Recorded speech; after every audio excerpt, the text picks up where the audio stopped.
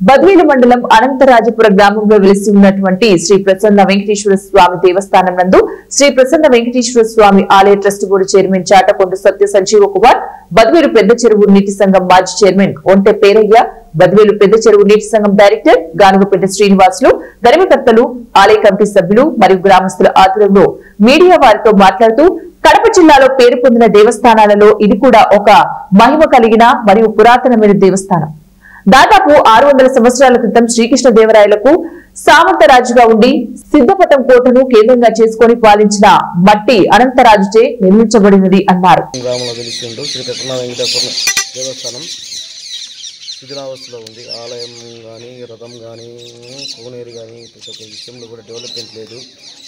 అందరూ సహకరించి భక్తులు, గ్రామ ప్రజలు, పురప్రజలు మొత్తం అందరూ సహకరించి ప్రతి ఒక్కరు కలిసి ఈ దేవాలయాన్ని డెవలప్ చేయాలని మేమందరం కూడా కోరుకుంటున్నాం. డెవలప్మెంట్ కోసం ప్రతి ఒక్కరి సహాయం ఉండాలా. అందరి సహాయం ఉంటేనే దేవాలయం డెవలప్మెంట్ ఉంటుంది. మేము ఆలయం చైర్మన్ గారు, ధర్మకర్తలు గారు అందరం కూడా కమిటీ మెంబర్లు అందరం కూడా గ్రామంలో కార్యకర్తలు, టీడీపీ లీడర్లు, కార్యకర్తలు ప్రతి ఒక్కరం కూడా దేవాలయం డెవలప్మెంట్ కోసం కష్టపడుతున్నాం.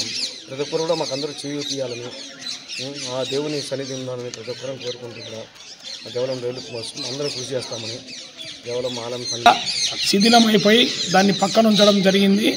ఇప్పుడు దాని స్థానంలో కొత్తగా నూతన రథం నిర్మించుతున్నాము.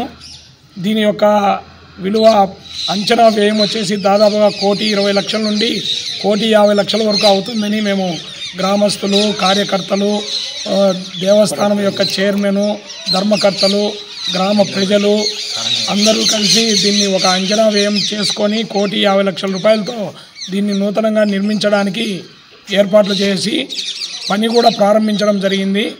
ఇప్పుడు సుమారుగా సగం వరకు పూర్తయినది. కొద్దిగా నిధుల సమస్యతో పనులు కొంచెం నిదానంగా జరుగుతున్నది. అలాగే దేవస్థానం యొక్క ఆవరణంలో ఉన్నటువంటి కోనేరు పుష్కరిణి అది కూడా బాగా దెబ్బతినింది. తర్వాత ఉద్యానవనం, బృందావనం పూల తోట అది దెబ్బతినింది. అంతేకాకుండా స్వామివారికి నైవేద్యాలు తయారు చేసేటువంటి యాగశాల, అలాగే నైవేద్యాలు తయారు చేసేటువంటి వంటశాల, స్వామి యొక్క హోమక్రతువు నిర్వహించేటువంటి హోమశాల, యాగశాల కూడా అంటారు దాన్నే. ఇవన్నీ కూడా దెబ్బతిని శిథిలావస్థకు చేరుకున్నవి. వీటన్నిటినీ